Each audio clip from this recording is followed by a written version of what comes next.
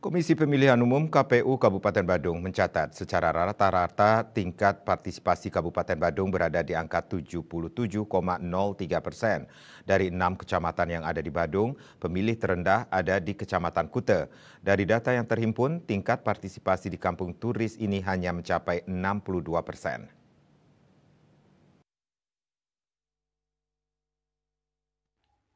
Angka tersebut tercermin pada pemilihan gubernur dan wakil gubernur PGWG maupun pemilihan bupati dan wakil bupati PBWB. Kuta memiliki 78 tempat pemungutan suara TPS dengan total daftar pemilih DPT sebanyak 43.020 orang.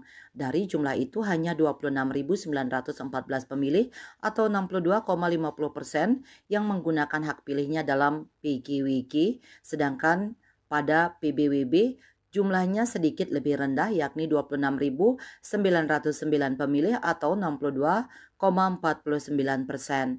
Selain Kuta, Kecamatan Kuta Selatan juga mencatat tingkat partisipasi di bawah 70% dengan 162 TPS dan DPT sebanyak 92.021, hanya 64,19% pemilih yang hadir di TPS untuk kedua jenis pemilihan tersebut. Ketua KPU Badung I Gusti Ketut Gede Yusa Arsana Putra mengungkapkan bahwa rendahnya tingkat partisipasi di Kuta dan Kuta Selatan cukup mencolok dibandingkan dengan kecamatan lainnya di Badung. Wilayah seperti Abian Semal yang mencapai 89,45%, Petang 87,13%, Mengui 86,52%, dan Kuta Utara 74,49% mencatat angka partisipasi jauh lebih tinggi.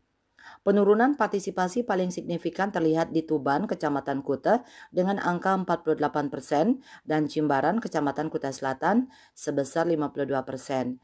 Yusa menyebutkan sejumlah faktor yang berkontribusi pada rendahnya partisipasi. Salah satu penyebab utama adalah distribusi surat pemberitahuan pemilih C6 yang tidak maksimal.